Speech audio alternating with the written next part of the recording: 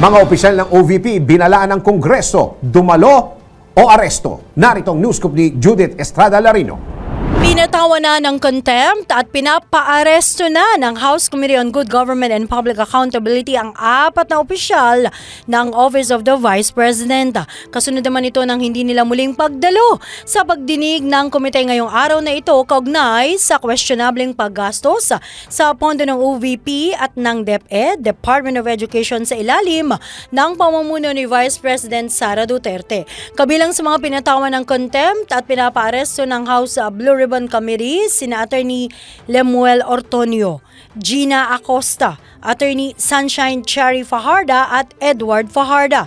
Pinadalhan naman ng paniwagong subpina si Attorney Zuleika Lopez, ang Chief of Staff ni VP Sara na ngayon ay nasa ibang bansa at umano'y nag-aalaga sa tiyahing may sakit.